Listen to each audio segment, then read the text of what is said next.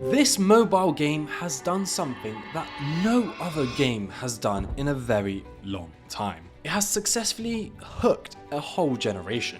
Oh, we just absolutely tickled his bumhole. How nice is that? And we'll go with Skelly's here. So this is... Yeah! New haircut, new me. Let's dance. But this doesn't just happen by chance. It happens on purpose. It happens because this game properly understands the people that play it, and it's specifically designed to keep them playing. As soon as I saw that, man, it was like a hit of ecstasy or something. My eyes lit up. And perhaps more importantly, keep them paying as well. So technically, I spent the last $3,000 in my bank account on Clash Royale. So by the end of this video, you will see exactly how this game has risen to the top and stayed there for good. The game in question is of course Clash Royale.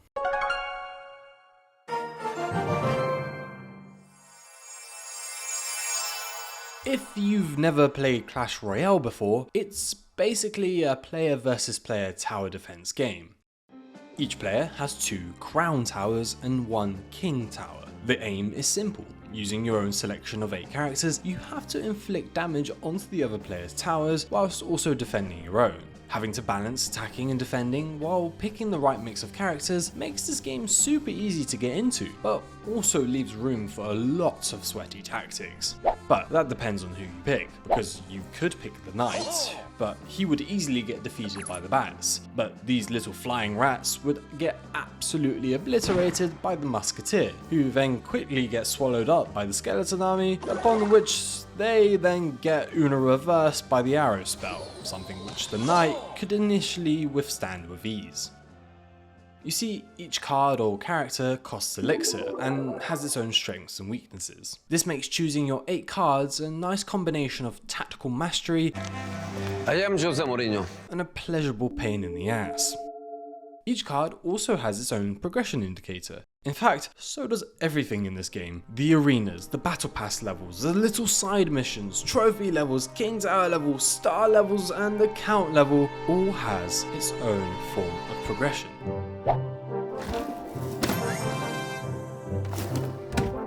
Progression, therefore, is core to Clash Royale, and it's a big reason behind the game's success. Everywhere you look, there's an opportunity to progress in some form or another. For us humans, that is a very good thing, because progression triggers dopamine.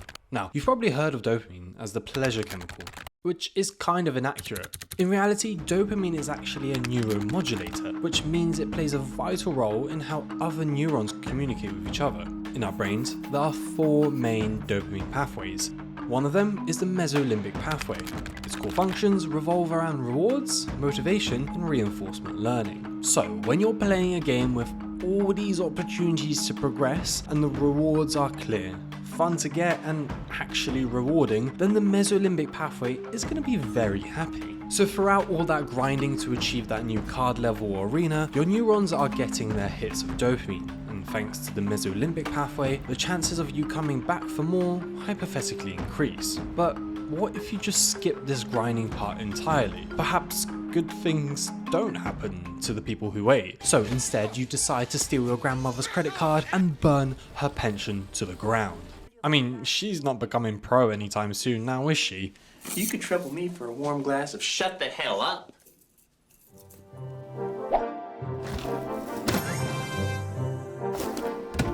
Let's be real here. Clash Royale knows how to make money. Estimates say that this mobile game has made over $4 billion in revenue since its start. And I mean, it makes sense. How far can $1,000 get you on a brand new Clash Royale account? We can max out this training camp deck. How? With money. So my goal is to buy as many things as possible in the item shop. I started a brand new Clash Royale account to see how much progress I could make on it by spending $2,000 on it. 1 million gems! We're almost there! One of the most common ways that Clash Royale gets your money is through a thing called framing. Now, I've spoken about framing on the channel before, but it's basically how information is presented. Take Clash Royale's Battle Pass, Pass Royale, as an example, which Thinking about it actually, surely Clash Pass is a better name for it. Anyways, the rewards for the free pass are always in direct comparison with the paid version. Like, you either get 10 gems for free, but if you buy the Pass Royale, you can get an extra 25. You can get one free lucky drop, or you can get a huge, juicy, scrumptious, legendary King's Chest if you just cough up that £11.99. So, by framing the free stuff right next to the paid stuff, not only shows what you miss out on, but also what you could gain if you continue draining your grandmother's pension. Nah, I'm still not convinced. I can still play the game without needing to spend money. Okay, fine. How about the fact that everything in the store ends with the 99 rule? The absolute classic psychological mechanism to make us feel that we are paying less for something. Again, still not enough to convince me.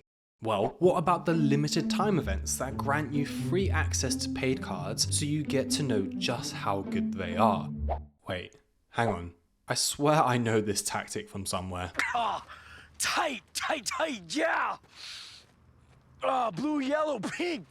Whatever, man, just keep bringing me that. I'm getting convinced, but I'm still kind of hesitant. Okay, I know what you need to hear. See, you've been grinding to get to 8,000 trophies, right? But each time you are one win away from that new arena, you are met with someone that has an Evo Mega Knight. So they proceed to uppercut you to the highest point on the map, at which point your only choice is to watch, dazed, battered and abused whilst they destroy your hopes and dreams of progressing to the next arena. Okay, fine, take my fucking money. Perfect, you have now fallen for the sunk cost fallacy. See you next season, you schmuck.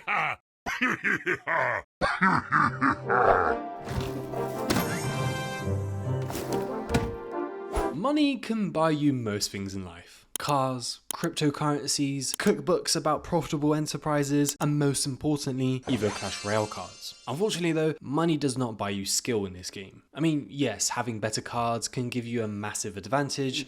I have the biggest advantage right down here. But face a pro player and your chances don't look too good. Bro, I don't even have like a glimmer of a hope against you, bro. It's like insane. With that said, the pro scene on Clash Royale just goes to show how big the skill gap can be. To be fair, most games have this typical bell-shaped curve for players' skill levels, but what makes Clash Royale special is the community that has been built not only around the pro scene, but at all levels of the game. Everything from the memes to the insane plays made by the world's best all contribute to there being a worldwide Clash Royale community. It makes you realize that you're not alone in this struggle. You have your clan and friends to play with. You have people online making videos about your favorite game, and there are people out there that are so good at the game, they are literally getting paid to play it. All in all, a game that incorporates the innate social aspects of humans will be one that is destined to succeed. Now, if you've made it this far, you probably enjoy the video, and that makes me very happy. So if you're still here, why not subscribe to the channel? I'm trying to get to 10,000 subscribers by the end of the year, and only you, my friend,